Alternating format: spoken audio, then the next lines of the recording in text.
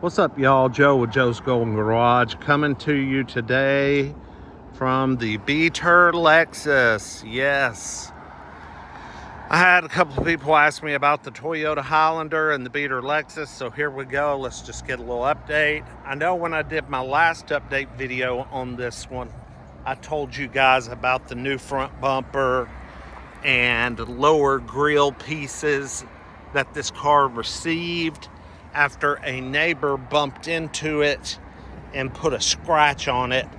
She was able to get the whole bumper replaced professionally at no cost to her. I mean, this thing was hanging on by screws and it was missing all the little plastic grills down low. I mean, it was janky looking. I mean, janky. It looks so much better since she got that done. Still doing good. I mean, she had another CV axle replaced on the front, so both of them have been replaced now. Couple of tires. She always buys tires by twos, but I think we're matching up. Yeah, everything's got good tread. Looks like we're all the same brand now. You know, we got our typical little door dings and dents. Not sure if y'all can really see that. Scuffs and scratches. A big whiskey dent there. That's always been there. But yeah, the old Lexus ES 350 still hanging in there as a grandma car, hauling kids, dragging strollers and stuff out. The rear bumper looks like hell. But this side looks good. This side looks real good. Looks real good. It looks like she's cleaned it up a little bit for once. It's usually full of car seats and dog hair. But yeah, these rear seats, they have had their share, buddy. They could use a little wipe down. This car is used, buddy.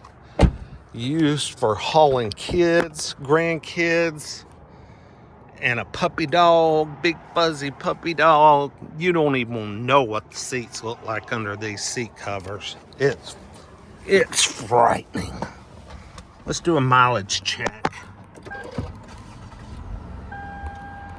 What we got? 248 and some change.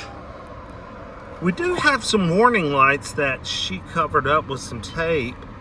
We got a check engine light and a VSA light, which I believe is vehicle stability control. The two came on together at the same time. Anybody that knows what that might be, chime in. It does not affect the drivability of the car at all. It's just annoying lights. Oh, thank God, she got some new hood struts. Those were shot the last time I opened the hood.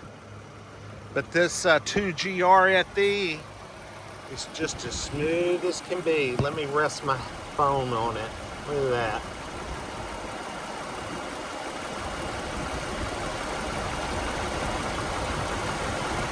Vibration free. And this thing still has the original motor mounts. At least according to Carfax, it does. Yep.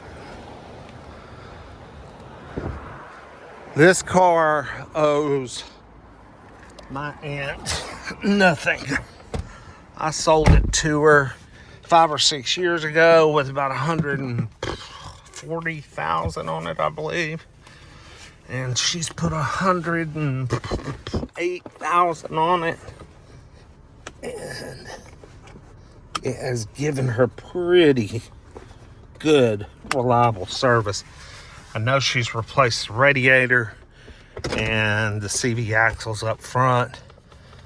And basically, tires, oil changes, and that's it. Until these little warning lights just recently popped up. But I swear, you can't tell there's anything going on with the car at all. So, you know, it must just be some sort of silly sensor. Y'all chime in.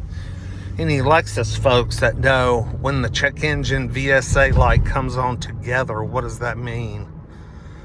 But this thing still shifts like brand new, steers like brand new. I had her get an alignment the last time she got it serviced because last time I drove it, I couldn't keep it from pulling to the right. It was pulling hard. And now it drives really straight and smooth. I love this generation of ES350. I mean, they're so hard to beat. And the 2010 through 2012, where they have the few little body upgrades, you know, new tail lights, a little freshen up on the exterior, and plus a little bit on the inside. They got rid of those rubber button pads and went to the hard buttons that don't peel. That was a great idea. Plus, I think you picked up some XM radio once it got to 2010 and Bluetooth audio. So this will Bluetooth your audio, which is kind of nice since this thing's 15 years old.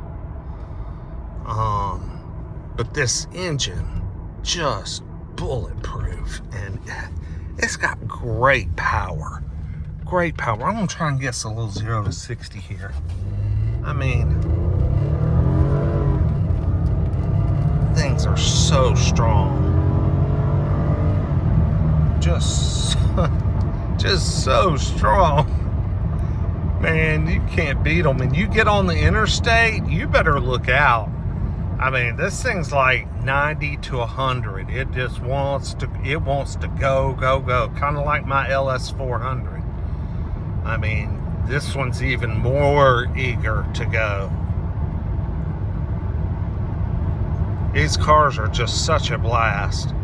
And man, I'm starting to see them go through auction. I'm looking at the 2010 through 2012 ES350s, and then the Mercedes E350s, the 10s and 12s. And these things are starting to get cheap. Now, the Lexuses are selling for more money. The E350 Mercedes, I can pick those up anywhere from $3,000 to $5,000. 3,500 is the common number. I mean, there was a 96,000 mile E550 that went through 2 weeks ago that had the orthopedic seats, real leather, heated and ventilated seats, which is very rare in a Mercedes. Push button start, very rare on a Mercedes then. It was hard loaded E550 V8 car. 98,000 miles. It sold for $5,900. That was a freaking steal. And it was beautiful. This car with that kind of miles in condition would have still probably brought $7,500 or so. Maybe $8,000 even. But this car, if you find a clean one with 250,000 miles, and it still runs and drives good, you can pick these up now for $3,500 to $4,500, and they're still well worth it. They still have just tons of life left in them if they've been maintained. My aunt, this is her car. Her son has an 07 I bought at auction a couple of years ago for him, and it has 338,000 miles on it. And he drives it long distance for work every day.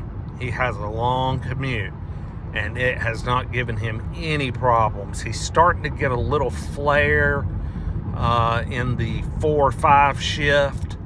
And I told him to get his transmission serviced to see if that would help. I haven't heard back to see if it did, but he's just been driving it that way. He's like, it's not too bad, not too noticeable. I'm just going to roll with it. So these transmissions are pretty freaking durable too. So it's a good idea to keep them serviced if you can. But most people, I don't think they do. And they still go. I know my aunt, I don't believe she's had this one serviced. And she's put another $100K on it. I don't know if the previous owner ever did, but hell, it shifts perfect. Perfect. I bet it's dirty. I bet that fluid is dirty in this thing. But anyway, that's a little update on the 10 ES350. I keep trying to talk her into about a 15 RX 350. She would like an SUV because she is hustling grandkids a lot these days.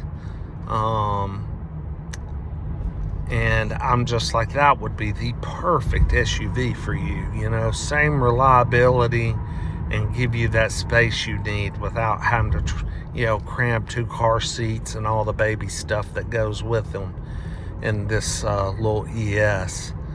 And if she does eventually buy one, I'm going to buy this car back from her because this car is just too damn good. It is too damn good. It's so smooth, no vibration, no funny, still hits the bumps nice, goes across the railroad tracks nice. I mean, it's just a great car. Freezing air. I mean, it's set on 69 and 71, and it's on its lowest setting, and I'm sitting here just about to freeze to death. It's quiet. This was a good one. This one was built on a Monday when everybody was in a good mood and not hungover or something, man. This is just a great ES350. Anyway, it's getting dark. Y'all have a good one. Like, comment, subscribe. We will see you next time with the next one. I got a few more auction cars to upload, so look for those soon. We'll see you. Peace.